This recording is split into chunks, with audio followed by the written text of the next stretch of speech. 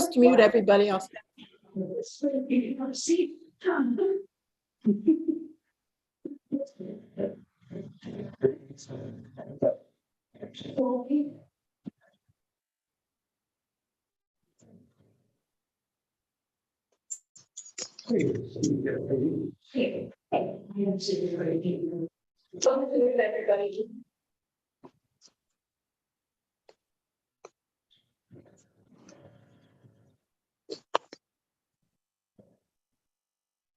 All right, so everyone should be muted at this point. If you unmute yourself, then I can't promise that I'm going to be able to police you, but I'll do my best. So I would ask people not to unmute themselves unless it is unless you want to ask a question, but it's a little premature for that. Okay, all right, thanks everybody. No further ado. I just want Miriam to settle, be comfortable and then.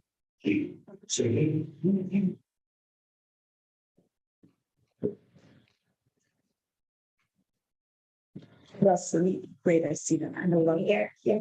I like seeing everybody. Good. I'd like to thank everyone for coming. And as Jim said, this is the first time in almost 4 years that we've had in-person lunch and learn. So it's very special that we're kicking off this new season with Miriam Goldstein. Miriam Goldstein is professor in the Department of Arabic Language and Literature at the Hebrew University of Jerusalem.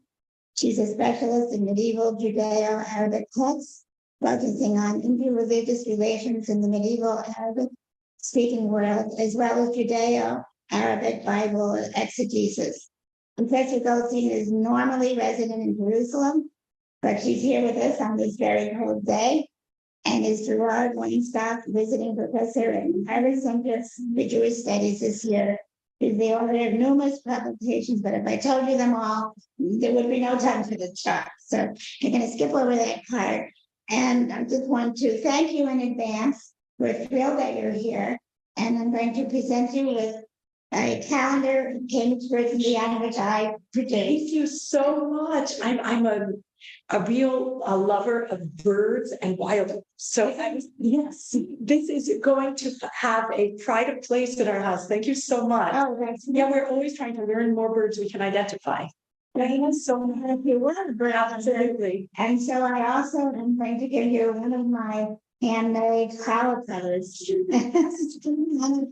Which one? So I'm giving you both. Thank you so much, Sherry. So thank This is so kind of you. Thank you. Thank you so much. Wow. We came to Cambridge with very little Judaica. So I am really we don't have a real Shabbat challah cover. So I'm really grateful for that. Thank you so much. And thank you so much to have such wonderful, interested people who want to hear me speak is one of this. So I really, really appreciate your invitation today. I wanted to start with a text, and I'll read the text out loud. And we'll also end with a text. So we'll start with a text to sort of get us into the themes of this. So I am here, tiny bit about me. I'm actually a native of Boston, and I'm lucky enough to be here for the year with my family. And I see all of you on Zoom. Thank you so much for being with us, and everybody here. So I'm lucky enough to be here. I'm teaching what I teach, which is Judeo-Arabic from the beginnings when Jews began to use Arabic, and pretty much through the modern period. My research currently, will you make it so I can see them? No, I can't see them.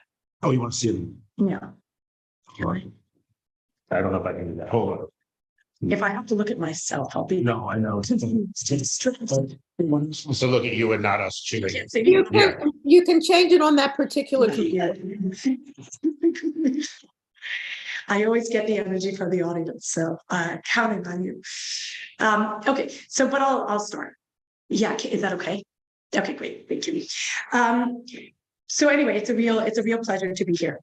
I want to start with the text that I've brought as a. This text is by a very important Jewish scholar of the 10th century in Baghdad who wrote in Judeo-Arabic. Now, if I said that, probably half the world would say, oh, it's Saadia Gaon. No, it's not Saadia Gaon.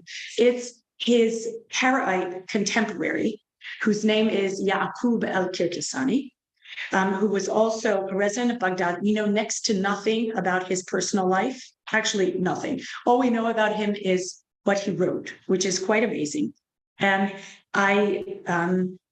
this is a translation from Judeo-Arabic of his preface to his commentary on the Torah, which till now existed mostly in manuscript. It's been edited bits and pieces by my beloved doctoral advisor and mentor, Chagai Ben Shammai, who used parts of it in his doctorate, completed in the year 1977, where he wrote about the theology of Yaqub al-Kirkisani, and by my dear beloved friend, the late Professor Bruno Chiesa of Torino, Italy, who's written a number of books in Italian about Judeo-Arabic Bible commentary in connection with Christian Bible commentary, and who was one of the world experts on Yaqub al-Kirkisani.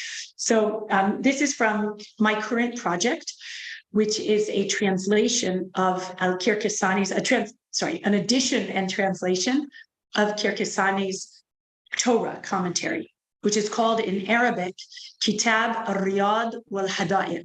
That means the Book of Gardens and Parks, as Michal could tell us. And it's till now preserved in manuscript, apart from what Ben Shammai and Chiesa have edited. So I'm editing this on the basis of manuscripts from the Russian National Library. And in a second, you'll understand when we talk about exhibit number C in the handout, you'll understand why the manuscripts I use are mostly in the Russian National Library.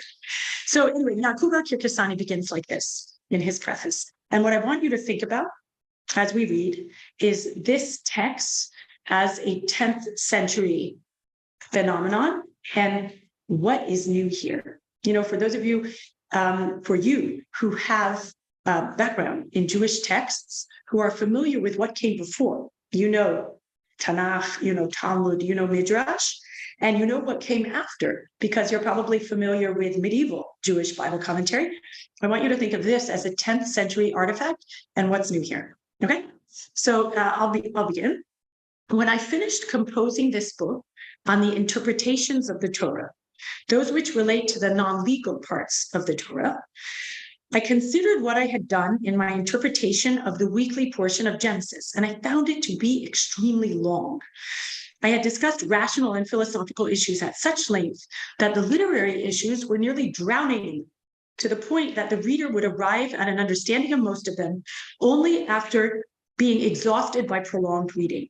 I feared that many of those who read it would be repelled by its length and might even rebuke me for this, or perhaps even find fault with me. And he uses there the Arabic verb yu'aibuni, this word aib, embarrassment or shame, is a real important word in Arabic culture till today.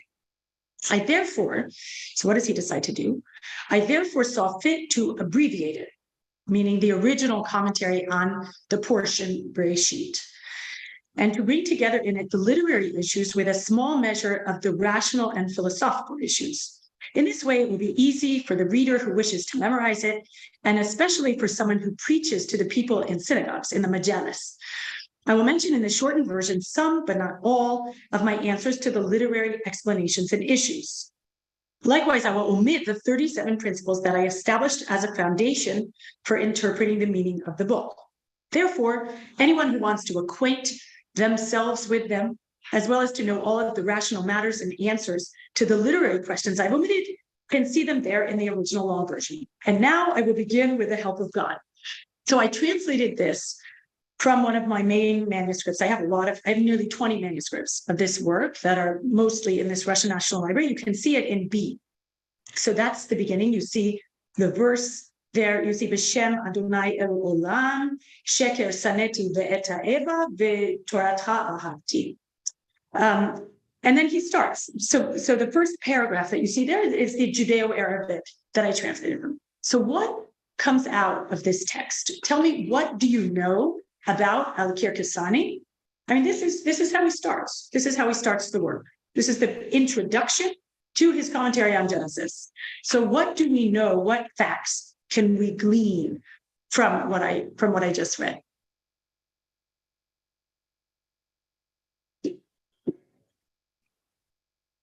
has he written something before?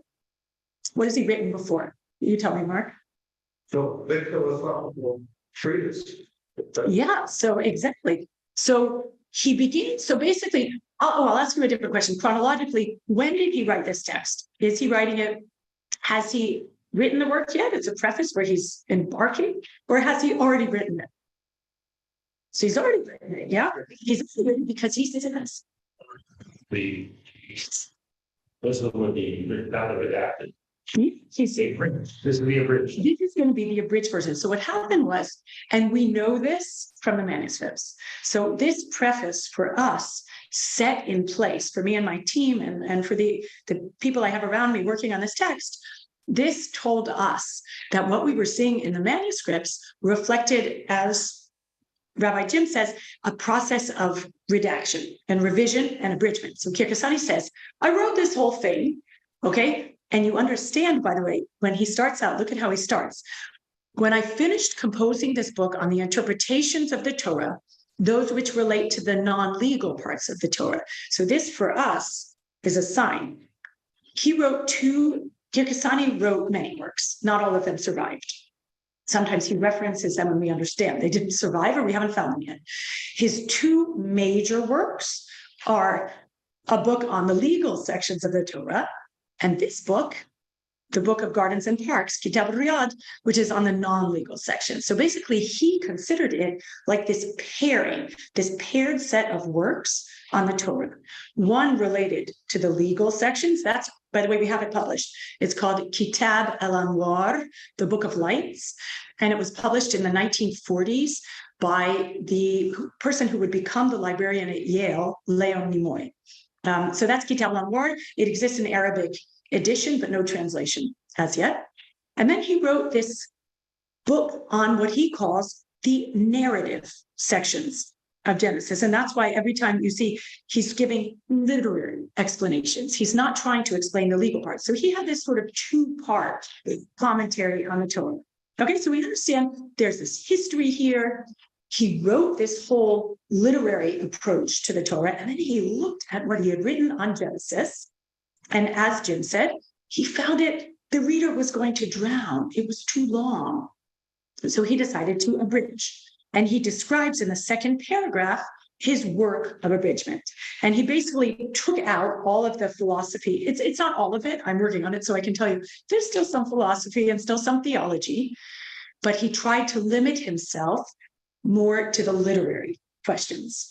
So this is the work that I'm working on. Now, if we take this text as sort of, this is a monument from the period. This is a monument from the early 10th century in Baghdad. So how can this, for us, bring us into this entire culture of Jews writing in Judeo-Arabic? Michal. It seems from this introduction as if he's concerned with this, sort of more narrative, as it is, being able to reach a wider audience, become more accessible. Yeah.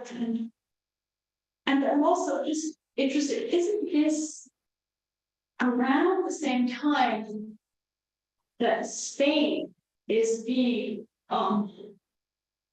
entered by the runaway prince from Baghdad who's going to make a version of Islam in Spain? Okay, I love the question. So two parts. So I want to relate to both parts of your question. And the second part of the question, as we always say in Arabic, Michal, Ja'atik bil haqi, I'm getting towards you. D and E, the maps that I've included. I want to talk about Spain there. So this is a wonderful introduction to that. So Michal points out that in the second paragraph, we very much see that Al-Kirkasani is in contact with his audience. He's thinking, notice that the I is very present.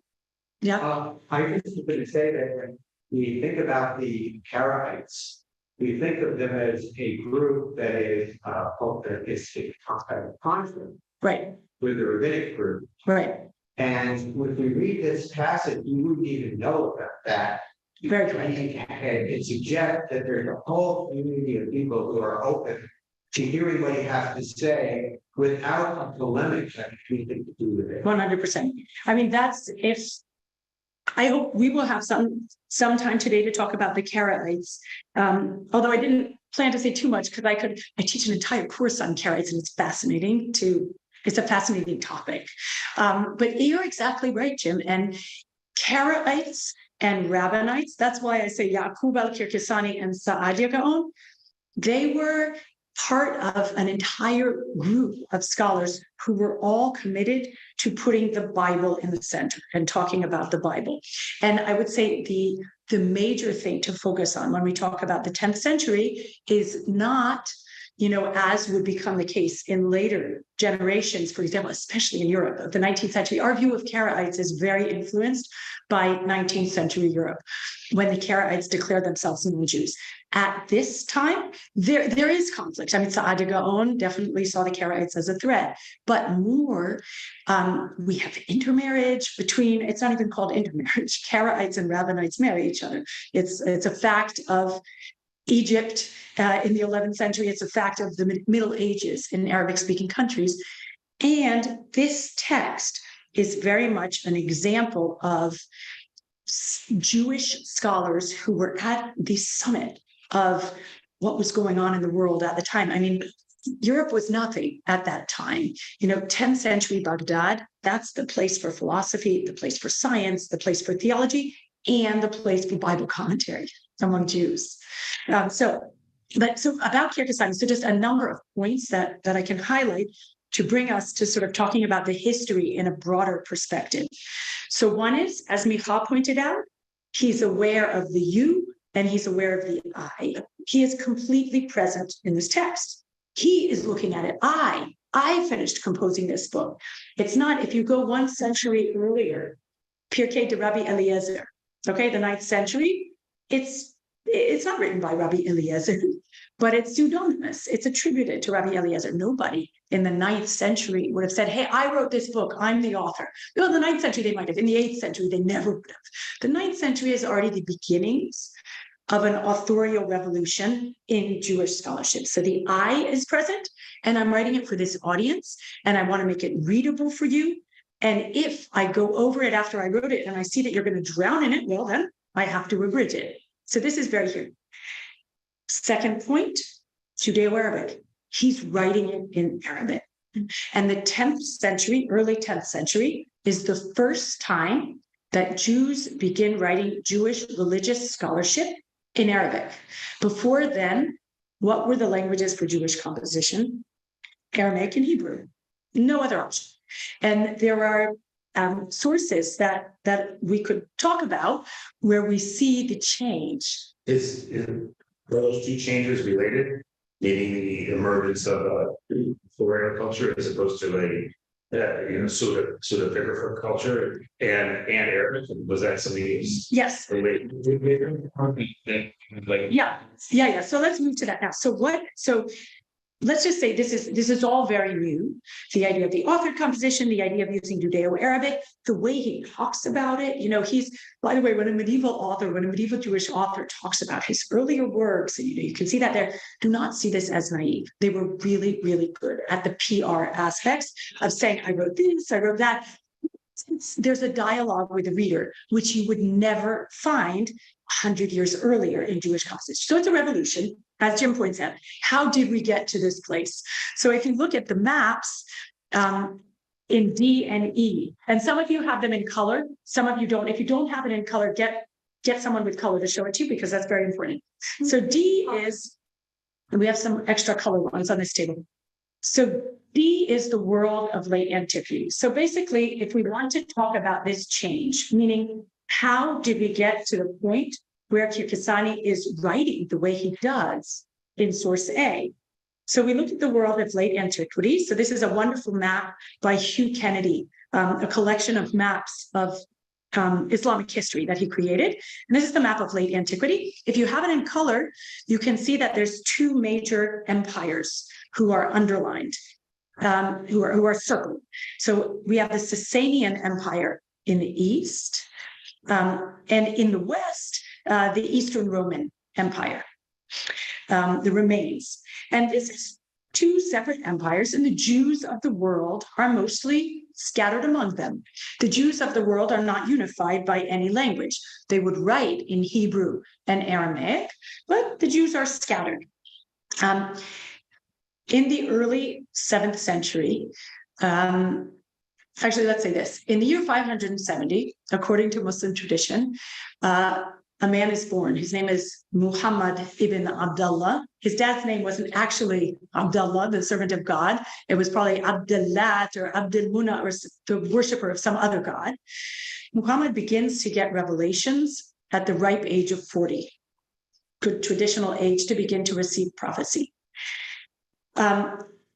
This is in the year 610, according to Muslim tradition. In 622, which is the first year of the Muslim calendar, he emigrates to Al-Madinah from his birthplace of Mecca and begins to spread a new religion called Islam. The important thing for us today is that as Islam spread during the second half of the 7th century and began to create a huge empire, whose the consequences of this war of conquest and expansion you see in map E. So this is around the year 900, the Abbasid Empire, which was the second major Muslim empire. So it's already a bit into Islam, but you can see that the entire area that was the former Sasanian Empire, the former Roman Empire, and a bit further east into India, has now been subsumed under the single Muslim empire. So this had incredible meaning politically. This meant that 90% of the Jews in the world who were resident in this area that had been subsumed by Islam were now under the same government. Super important politically. This is why, for example, the Geonim of Babylonia, Saadia Gaon, who we mentioned, Geonim before him, Geonim after him, could sit in Baghdad and be in charge of everyone, because that's how the Muslims ruled.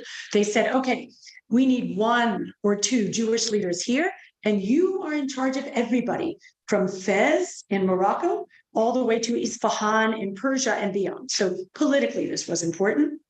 Linguistically, even more important. And this is what gets to the answer to what Jim raised. So importantly, the Arabic language within a few generations had become the native language of most everybody in the region, in this huge region that you see represented in map E, including the Jews.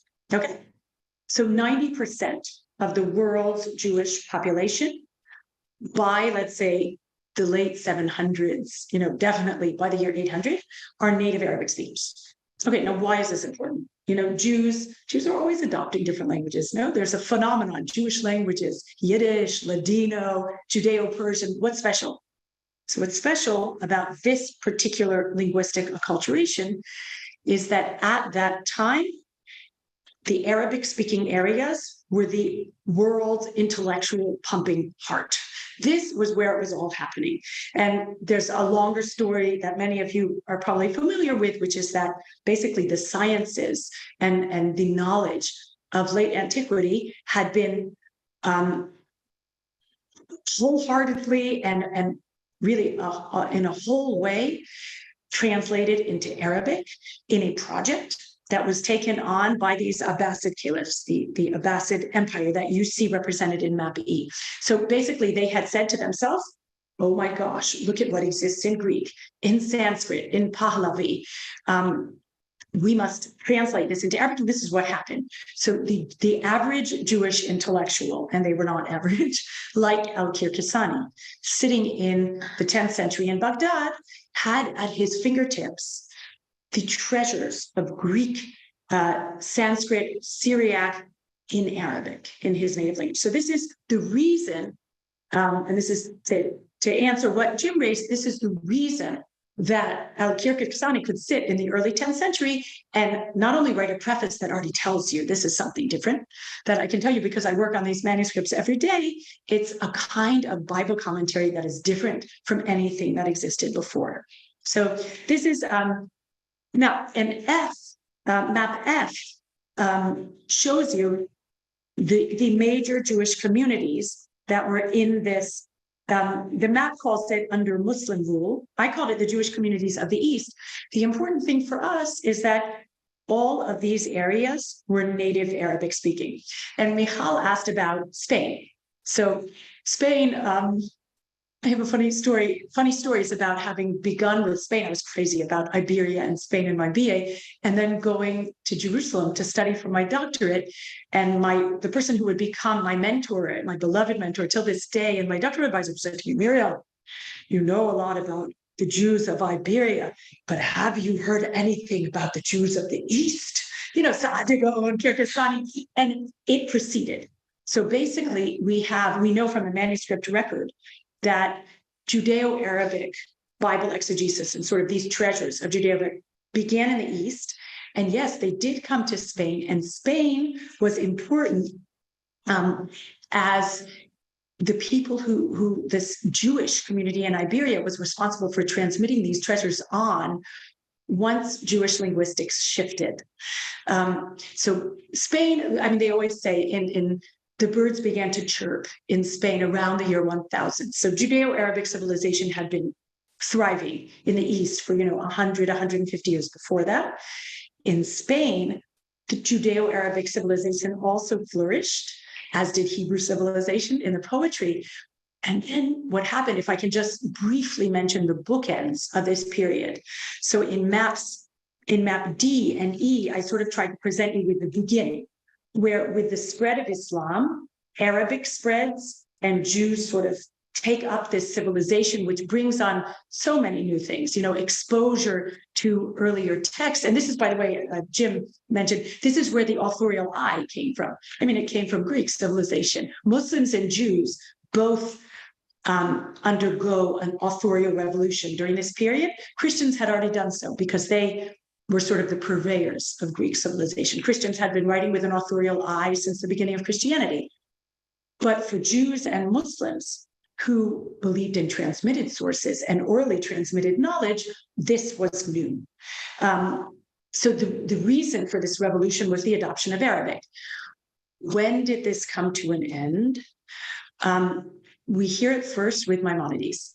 So Maimonides has a fascinating correspondence throughout his life. But Maimonides, who was born in 1137 in Cordoba in Spain, who when he was 11 fled to North Africa with his family and made his way to Egypt, and became in Egypt the physician to the Sultan, and became also a very renowned Jewish leader. He was Rais el-Yahud, the head of the Jews. And that was where he did most of his writing. But Maimonides has fascinating exchanges with the Jewish communities of Provence in the late 12th century. And Maimonides was writing, and he wrote in Arabic. He, of course, wrote in Arabic. He was sitting in Egypt in an Arabic-speaking area. The world was still alive in Arabic. Arabic was the language in which to write. And towards the end of his life, when Maimonides begins to have this interchange with the Jews of Provence, who speak a dialect of Romance, but who write and read only in Hebrew, and who are asking for translations. This is the beginning of a translation movement from Arabic to Hebrew, the 1100s in Spain, Provence. And he expresses regret. And he says, I'm sorry that I wrote all these works in Arabic. And now I know that I must write the Mishneh Torah, my great halachic work, in Hebrew, because everybody's got to be able to read it. And so the scepter doesn't pass to Europe immediately. There's still another 100 years of writing in Judeo-Arabic, but that is sort of the bookend. Okay, so what artifacts do we have from this period of Judeo-Arabic civilization that I wanted to point out to you? So I wanted to show you two in pictures and then one in text. So if you look at G, this is the translation of the Torah into Arabic by Saadia Gaon. So we cannot go through even 29 minutes of talking without mentioning the great Saadia Gaon, who was a revolutionary figure in 9th and 10th century Judaism. So Saadia, just a little thumbnail on Saadia. Saadia was born in Egypt. We know where he was born because he mentions it in one of his prefaces. He was born in a small town called Dilas, and he traveled apparently through the land of Israel, where he was exposed to the study of Hebrew grammar, and then came to Baghdad, where he was a person who wasn't afraid of getting into conflict for things he believed in, whether internally in what we call Rabbinite Judaism, that is not Karaite Judaism, but the Judaism that accepts the Talmud as the word of God. Karaite Judaism, I'll say something about it in a second when we talk about age. Saadia talks, he has a wonderful preface that was published by my teacher, Chagai Ben Shammai, where he talks about this translation that you're looking at. So you can see this manuscript that I showed you, which is preserved in the collections of the Russian National Library. It's preserved there because of the man represented in C. If you turn back a page to the front page, if you look at C, Abraham Firkovich, or because we have Russian speakers here, I would say Avram Firkovich, who was a charismatic, energetic leader, Karaite community leader from the Crimea, who in the 1860s, okay, Civil War in America, right? He made it his business to leave the Crimea. It was at the behest of the Tsar. He had money from the Tsar also, constant money difficulties, which he talks about in his diary, which he wrote in Hebrew. And he collected an astounding collection of Hebrew and Judeo-Arabic manuscripts from all around the Middle East. So he went to Egypt, he went to Jerusalem, he went to Iraq, and he was indefatigable. In his late 70s, he was doing these trips with his son-in-law. And it's unbelievable. He collected the manuscripts. In the end, they were sold to the Tsar and ended up in what became the Russian National Library. So it's called the Firkovich collection after him. This is sort of my bread and butter. As a graduate student, I was employed cataloging the collection in Jerusalem. I was one of a team. And nowadays, this is my research mostly comes from this collection. And this translation of Saadia Gaon is preserved because Firkovich bought it and preserved it in his collection. So this is a Russian National Library manuscript that you're looking at. As you can see, it's completely monumental. I took, this is from Parashat Chayei Sarah. You can see it's the discussion between Abraham and Ephron, but I could have brought you a lot of sections. A lot of it has been preserved. It's a monumental Hebrew script. And then the smaller square script is the Judeo-Arabic Saadia's translation, which is Saadia wrote the translation at some point in his life. We don't know exactly when, but it quickly became canonical.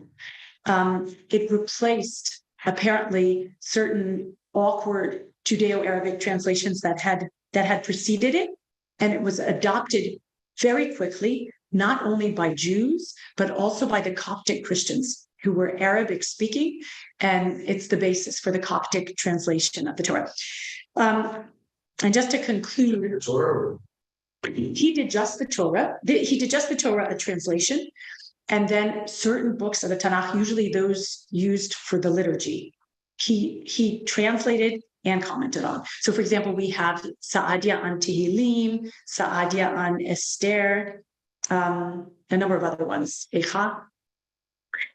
And then when I wanted to show you H, I just wanted to say like one minute about the Karaites. So the Karaites are a very, very important community when we talk about sort of the glory of Judeo-Arabic civilization. I mentioned when we talked about Matt's D&E, I mentioned the political sort of unification. So all of a sudden, this Jew in Fas, Morocco, finds himself having to do what somebody over in Iraq is telling him to do.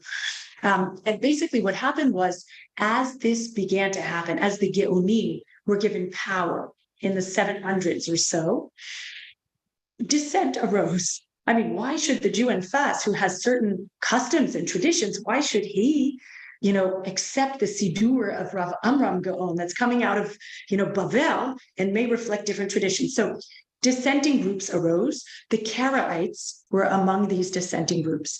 And they were a group of Jews who said, well, the Torah's, this is the Torah, this is the Tanakh, the 24 books, but this Talmud of yours, we don't necessarily, this is, not necessarily from God.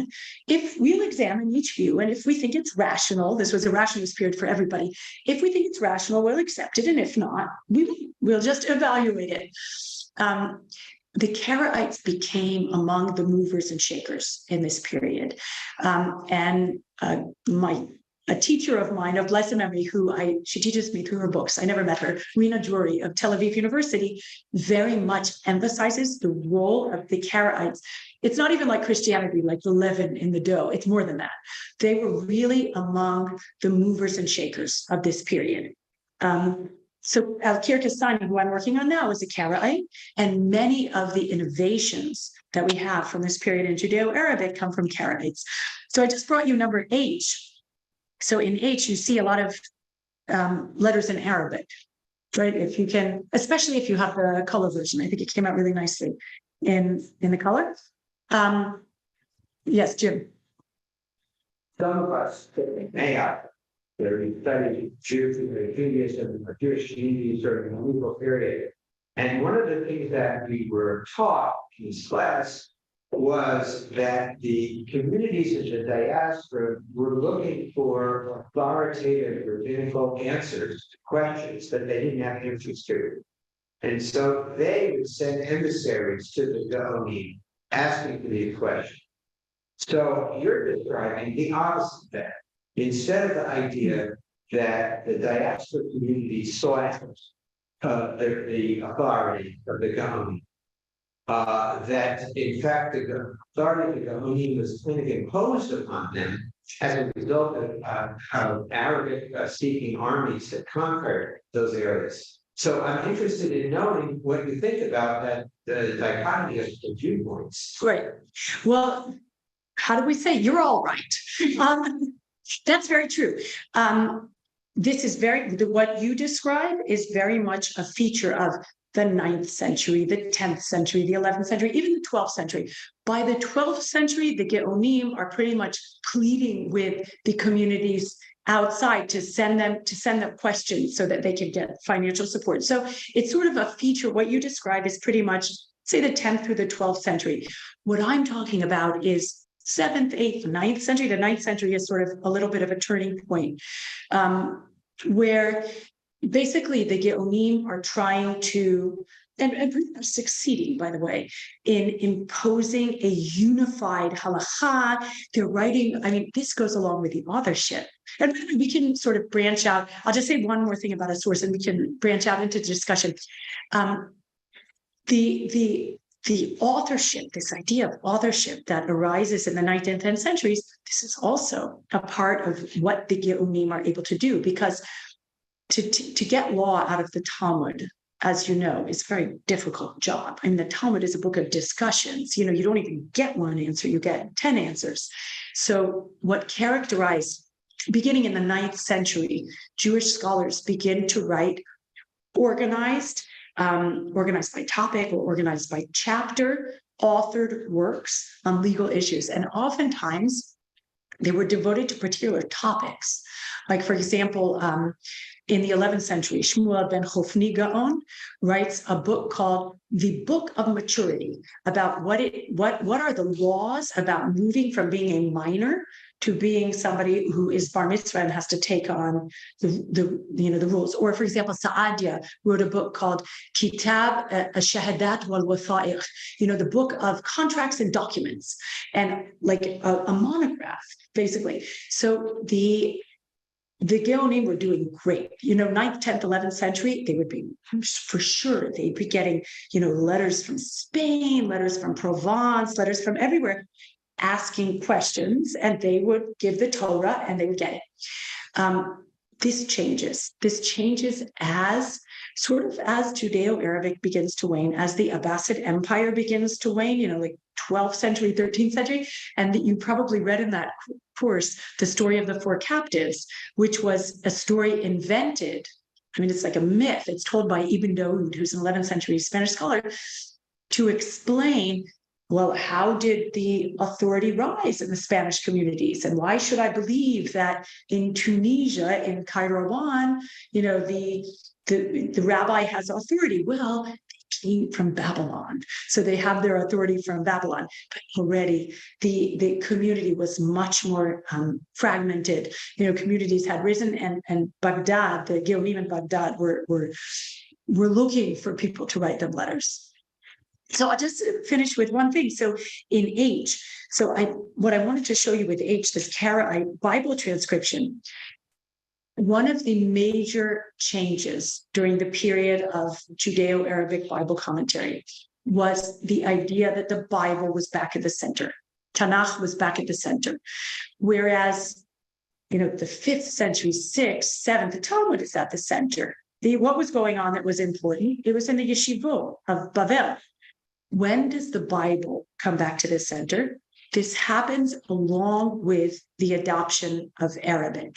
And basically what characterizes sort of the heyday of Judeo-Arabic civilization is this incredible flurry of activity around the Bible.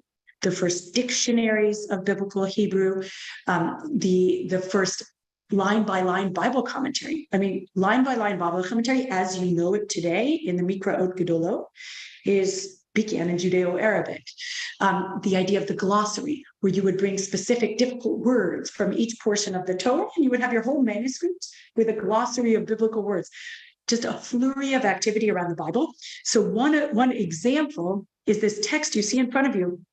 So this is from the book of Bamidbar. This is from Numbers, and it's an Arabic transcription of the Hebrew of the Bible. So this is the Hebrew language. If I read it out loud, I can read you from, if you look on the right side, the second line down, I can just read it to you. It's Hebrew, but it's written in Arabic script.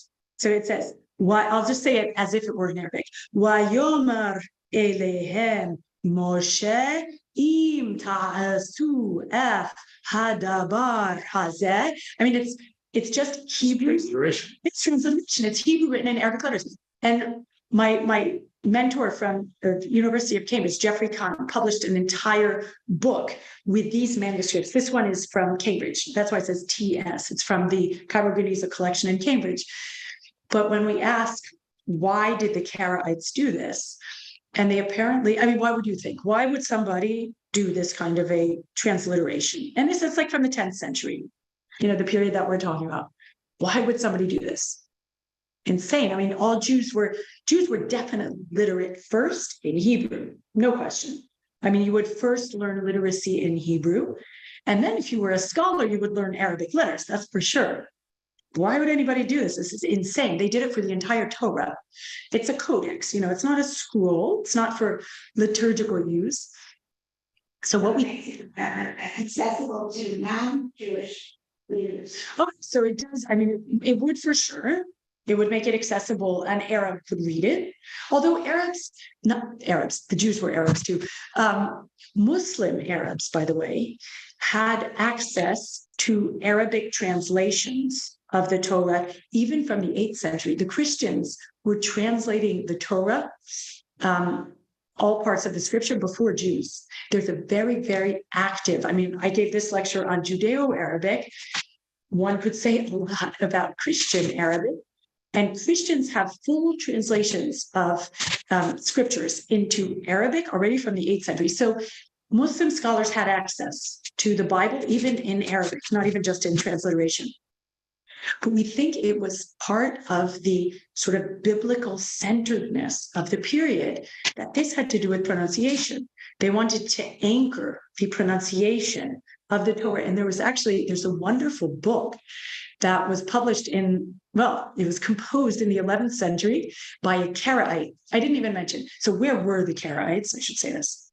So the Karaites, we think they began somewhere in the East. We don't know exactly, we have leaders from the areas of Iran, Persian-speaking areas. The important thing that I want you to remember is that there was a very important, prolific, scholarly Karaite community in Jerusalem from around the year 900 until the Crusaders came in 1099 and decimated the Jewish and Muslim populations of Jerusalem. So most of what we have, for example, in the Firkovich collection, Bible commentaries, grammars, dictionaries, what I mentioned, much of it was created by this incredibly prolific community of scholars. And I mean, I could, even if you read Avraham Ibn Ezra, the 12th century Bible commentator who everybody has in their Mikra Ogdot, he mentions a lot of these Karaites. He doesn't mention them as Karaites, but he talks about what they wrote in Judeo-Arabic. So it was an incredibly prolific community. And this was one of what I wanted to say about the pronunciation. So one of the Karaites of this community, his name was Abu al-Faraj Harun. If you read Avraham Ibn Ezra calls him Hamidakdek Hayu Shalmi, the Jerusalem grammarian. This is a Karaite. His name is Abu al-Faraj Harun. He was a world-class linguist, fascinating linguist. If you want to read what he wrote, you can read it easily because it's been published and translated by my beloved mentor, Jeffrey Kahn. He wrote a book called Al Kitab al Kafi, The Sufficient Book. It's a 2-volume set that's incredibly expensive from Brill, but you just get it from your local library, or I can send you a few sheets if you want.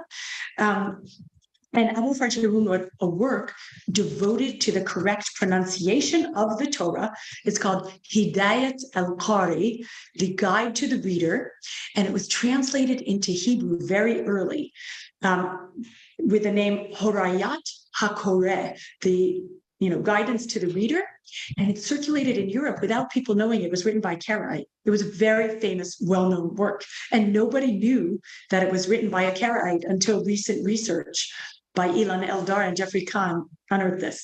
So in any case, this is just an example of putting the Bible at the center, which was very much a feature of this period. And then I close with something that we can read if you want to discuss. I just decided to bring you the section from my current work on Parashat Miketz, since we just read this morning what I think is one of the best stories in the entire Torah, Parashat Miketz, and you guys, it was so wonderful to hear you read it. I wanted you to see what the flavor of Al-Kirkasani's commentary is. So this is from his Kitab Riyad, his Book of Gardens and Parks.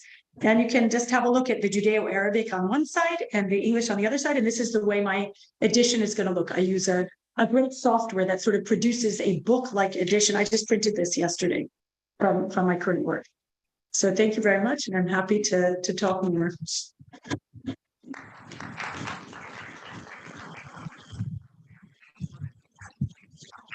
All right, so we can open the floor. You want me to moderate since I'm here? Yeah, I think it's probably easier.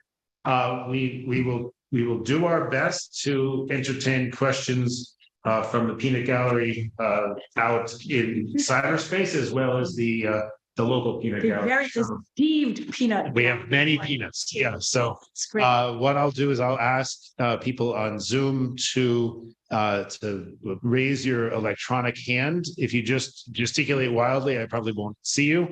So please raise your electronic hand if you'd like to have a question. And in the room, you can just hear it as much as you. Just grab the microphone and talk into it so that people on Zoom can hear you. Otherwise, Miriam's gonna have to repeat your question. He's your guide to the perplexed.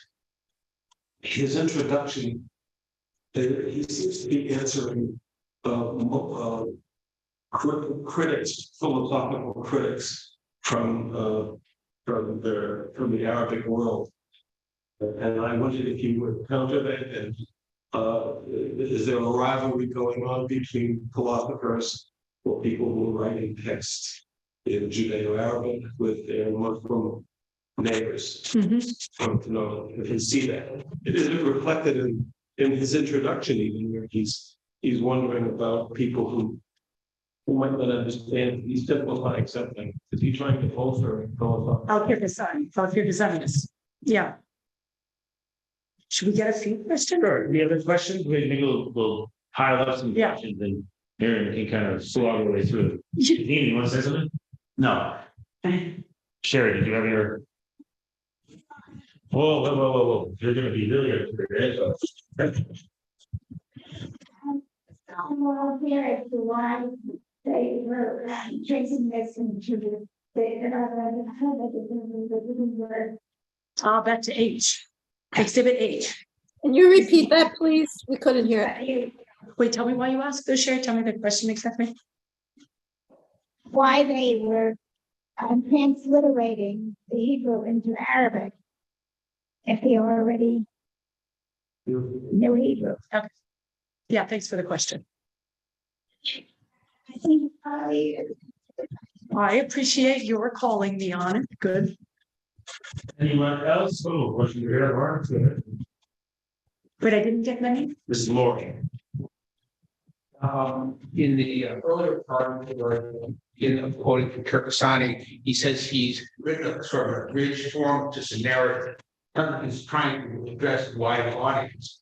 I was curious if there's any evidence what the level of literacy was in the community with universal, because there was a book, and you're right, by some Thomas suggesting that one of the reasons for decline in the Jewish population was that the demand for literacy was too great, and therefore discouraged people from keeping the children being Jewish. They're going to go around farm. But so I was wondering, was there universal literacy in the verse?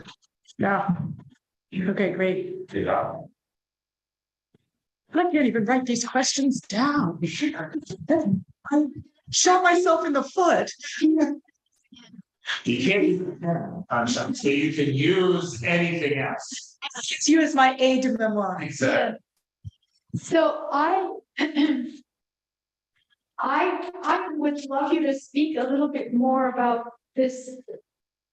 I suppose Karaite or anyway, Al-Kirkasani's seems to be privileging the narrative and literary aspects of the Torah text for wider readership anyway, as opposed to the legal, and which is maybe a more rabbinic approach. And I'm just interested in whether you could speak about that. Why did he find that the thing not to shortchange was the sort of literary narrative exegesis? Okay. I didn't see anyone on Zoom. I just want to confirm that no one on Zoom has a question. Okay, good. We'll turn it back over to me. And Maury has a question. So it's a question about Maury, sorry.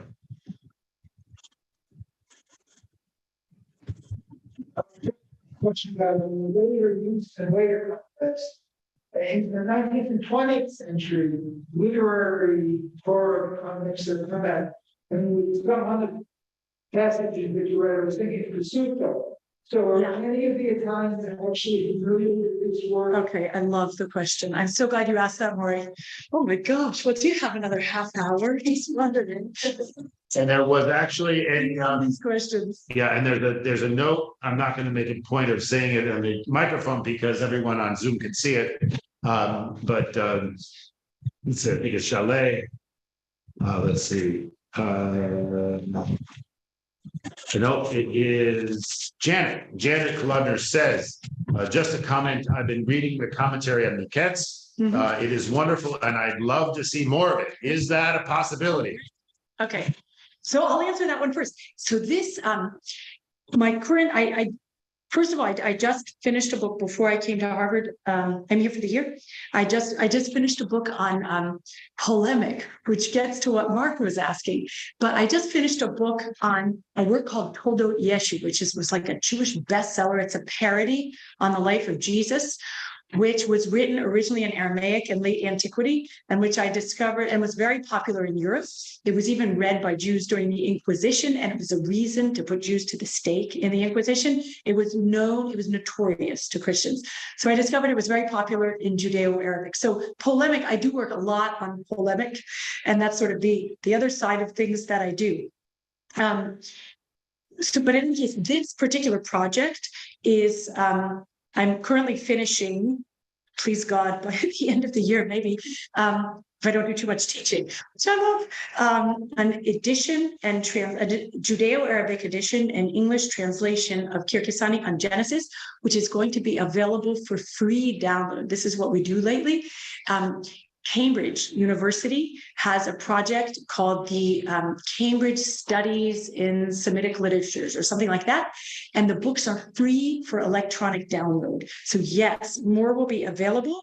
And I will tell you where you can see more for now, because I published a little bit on it for free. But it's going to be available for free download. And the only people who have to pay for it are very small sum for people who want a print edition. So it's with Open Book Publishers through Cambridge University. So it's very exciting. So it's going to be very generally available.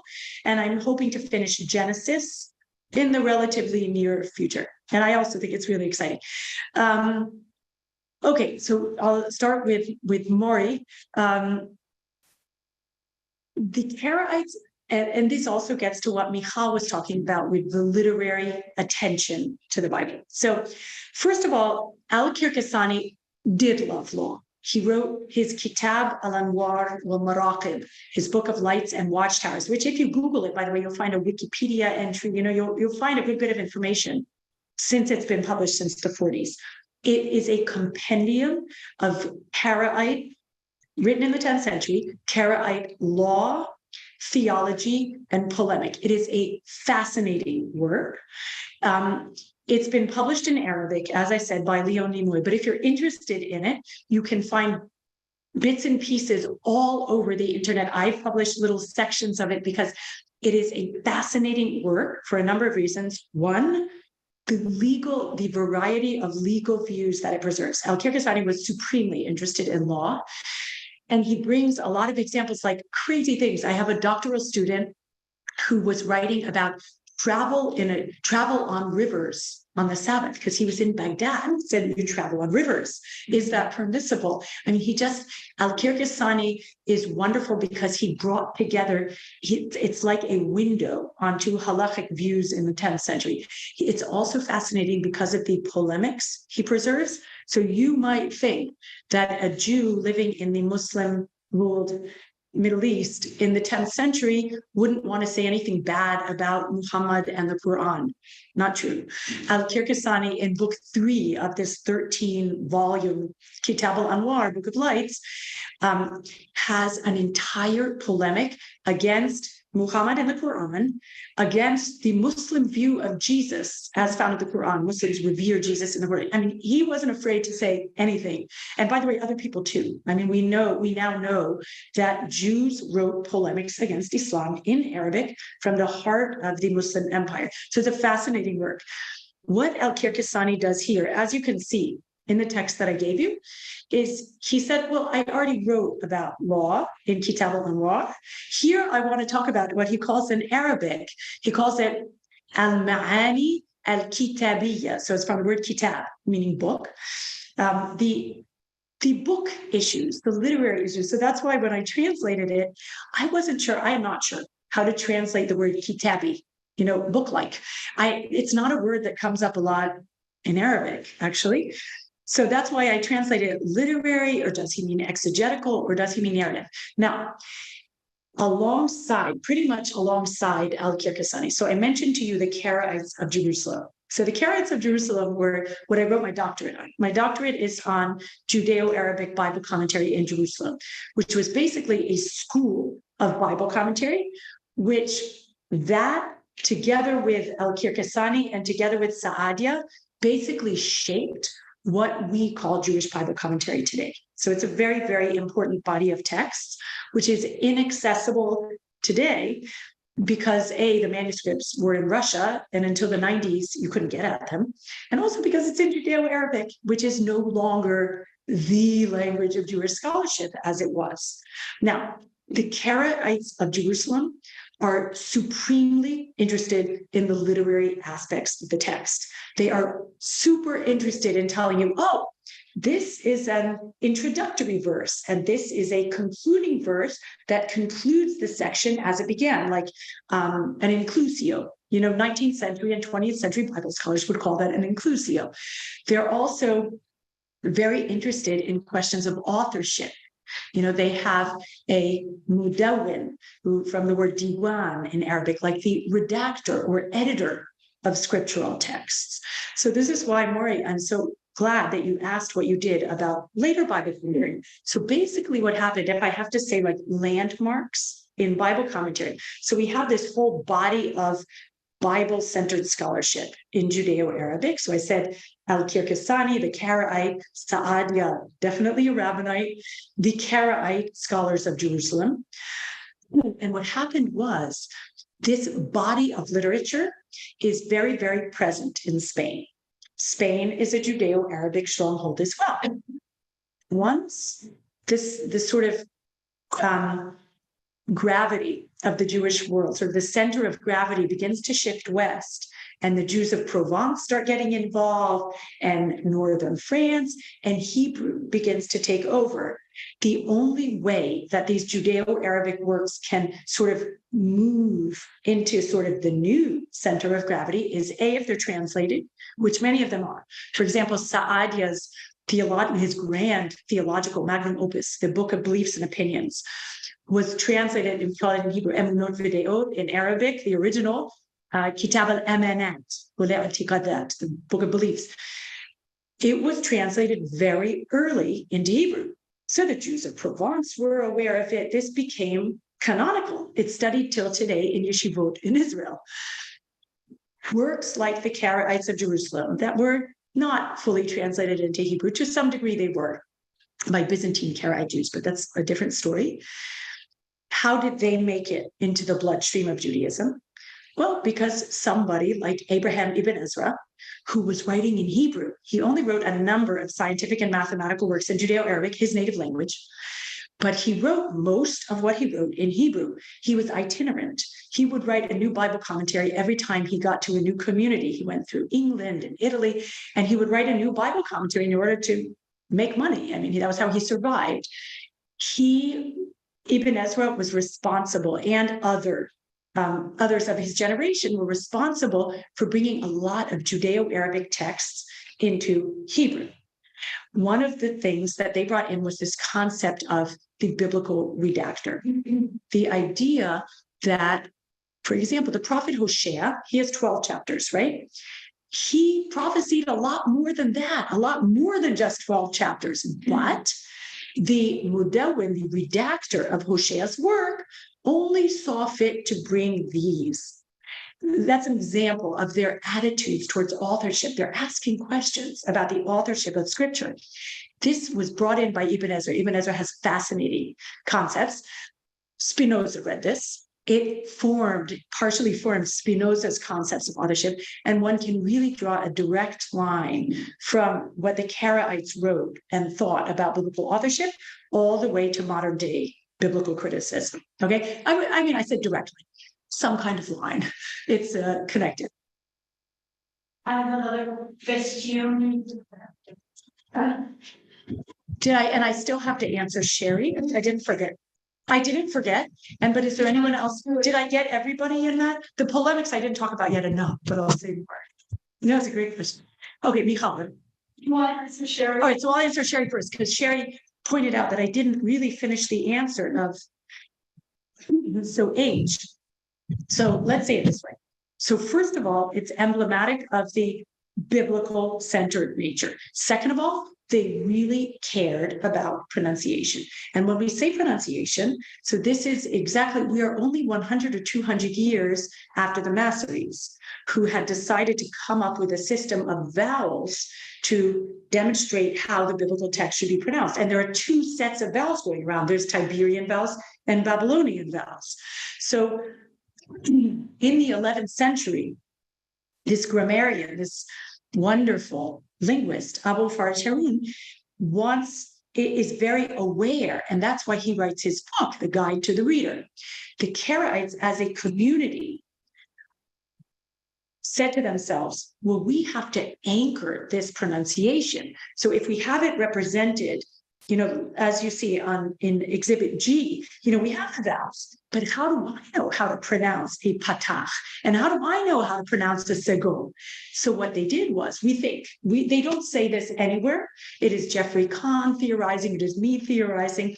And they say, well, let us render the text in Arabic, even though not all Jews can read Arabic, but the literate Jews, the scholarly Jews have learned Arabic, and this is a way to anchor the pronunciation. So it wasn't meant to be user-friendly, okay? Spoken language and the correct Well, now, Sherry, you've asked a 30-minute question. So I'll say it really briefly. So those of you like Michal and like Jim who think about Arabic and things like that. So Arabic exists. Arabic has different varieties, right? Arabic has geographic dialects, and it also has a literary language, which is pretty much standard, right? So there's the Arabic we call Moroccan Arabic, Lebanese Arabic, Egyptian Arabic, and those were all different and not mutually intelligible. A Moroccan can't necessarily talk to an Iraqi. And then there's literary Arabic, which everybody uses on the news or on TV. This is a feature of Arabic since the beginning. Arabic has always had this thing called diglossia, where there's one language that you speak and there's another language that you write. And it is a revered and almost theological concept in Arabic that you differentiate between these. You would never, a literate Arab, whatever religion, who thought something of herself, would never sit down to write something, up until, let's say, 20 years ago, would never write something in spoken Arabic. This was true for Jews as well. So Jews, native Arabic speakers in the 8th or 9th century, would have been native speakers of whatever dialect. A Moroccan Jew would speak pretty much like you hear Moroccans speaking today. And a Jew living in Iraq would speak pretty much like you heard them today. However, when they sat down to write Arabic, it was not for them a religious principle. For Muslims, it's a religious principle because the Quran is in Arabic. The Quran tells you many times it's Quranan Arabiyan. It's an Arabic Quran. It's almost a divine concept that you separate between your spoken Arabic and your written Arabic. For a Jew, this would not have been a theological tenet, but culturally, Jews and Christians were also committed to the idea of an elevated Arabic different than the Arabic you spoke. So this meant that Judeo-Arabic, like for example, what I'm showing you here, if I read it aloud to you, it will sound to you like classical Arabic. This does change later on. So in the recent project I finished, I have a lot of late manuscripts of this parody of the life of Jesus. So by the 15th or 16th century, for many reasons, Jews are not differentiating anymore. So 15th or 16th century written Arabic sounds a lot like what Jews would have been talking, which means, by the way, that it's a trove for linguists, because Muslims would never have sat down and written what they were talking. So we have dialect on the page. But in this period, 10th and 11th century, Jews are very much differentiating between written Judeo-Arabic, which sounds very much like classical Arabic, and the dialect that they would speak at home. And of course, a major difference between Jews and the Christians or Muslims or Zoroastrians or Manichaeans around them would have been the existence of Hebrew and Aramaic words, which is, a given. But largely, it would have sounded like classical Arabic. Now, did I answer Sherry? Anything still unclear? No? You come back. Okay. We still need the lecture on. We need this. Two questions, and then we'll let Miriam finish and give her break and a chance to eat some. Make a table and then we'll go to the. As given the current concern with book questions and narrative and literary questions, I'm wondering whether there was any interest. Did they examine the Song of Songs at all? And if so, from what perspective? Why? What did they make of it? Poetry, in other words. Yeah. Maybe.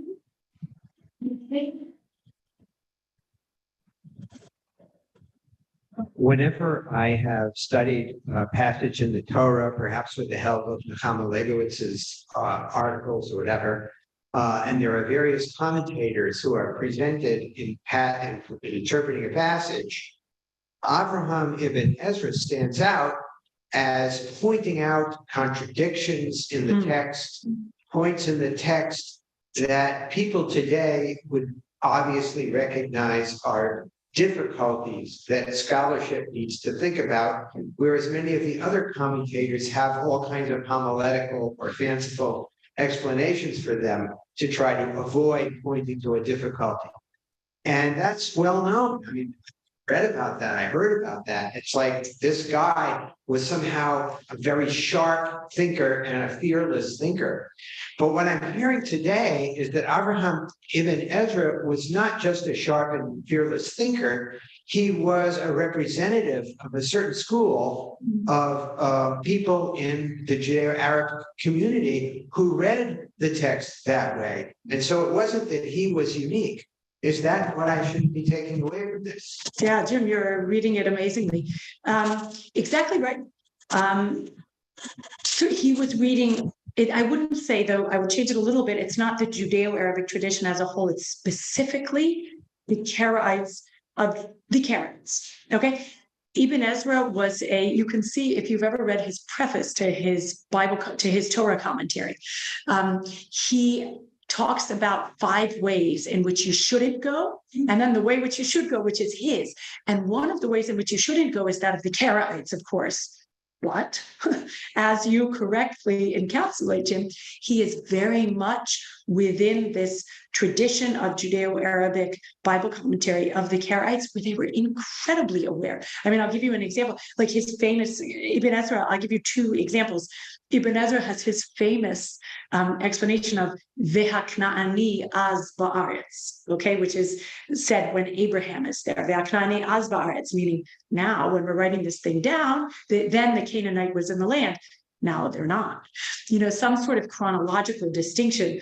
Or there's a verse that I love to cite at the end of Genesis 2, so God creates Eve, God creates all the animals and brings them all to Adam to see if he can find a partner for Adam, and he can't. There's no partner. So what does God do? You remember what God does? Adam goes to sleep, he takes a rib, he creates Eve, and then Adam says something. And there are 2 verses where it says, about this shall be said, bone of my bone and flesh of my flesh. This one shall be called Isha, because she was taken from Ish. So what the Karaites say on that, they say, whoa, wait a minute. You know, this is like you said, like Ibn Ezra is very aware of the seams in the text. You know, they say, well, this was said by Moses. This was not said by Adam, because Adam couldn't have had the awareness that this happened. And there's an awareness of the chronological distinctions in the recording of the text. And it really characterizes, I mean, the way I view it, and I've written about this. I can send one of the articles that I've written on this. I called it, I think I called it Arabic Composition 101 and the Beginnings of Judeo-Arabic Bible Exegesis. But basically, the Karaites, when I first began studying Karaite Bible commentary, I saw that they were just so interested in the structure of the text, in these narrative issues. I mean, almost to a fault, because I mean, they were a very wealthy community, obviously, these 10th and 11th century Jerusalem Karaites. We, by the way, don't know that much about their lives. We know something. It's the time, if you've studied the Cairo Geniza at all, it's the exact same time. I mean, 10th, 11th century, the Fatimid Empire, and they're just insane about talking about the various literary section of the text. And this, like in Vayikra, the book of Vayikra starts out with all the discussions of the sacrifices. You know, like the first 7 chapters are all about the different sacrifices. They say, this is the 5th time the peace offering has been mentioned. You know, they're just counting and interested. It's not only that, but it can be a little dry.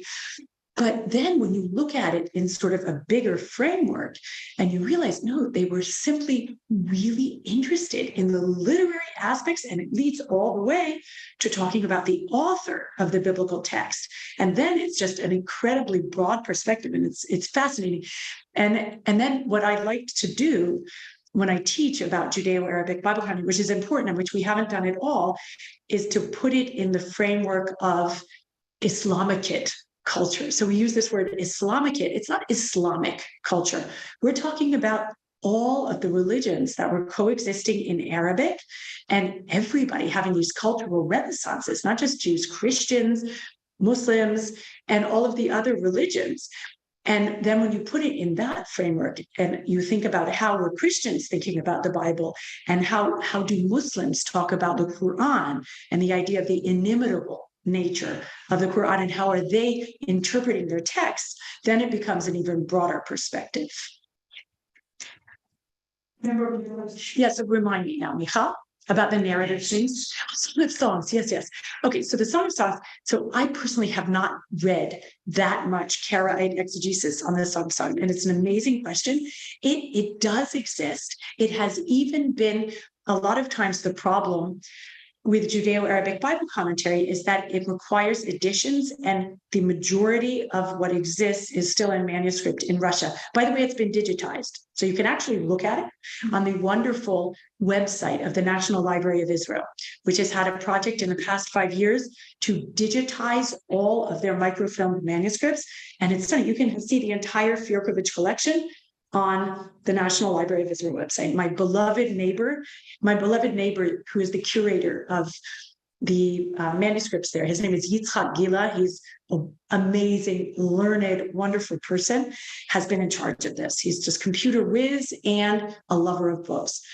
But in any case, all of those manuscripts are available, but usually what we come up against is that there are no additions, let alone translations. So in this case, for the Song of Songs, you have the wonderful work of a French Jewish scholar from like 100 years ago named Barges, B-A-R-G-E-S, who made available Yefet ben Eli, who was one of these 10th century Karaites on these Song of Songs. And I have a colleague named Michael Wexler, who's responsible for putting out a lot of English translations. I don't think he's done the Song of Songs yet. He's done the Book of Esther in a number of translations. So Saadia and I think Salmon bin and another Karaite. But I can't say personally that I can tell you about the Song of Songs, but fascinating question. Thank you.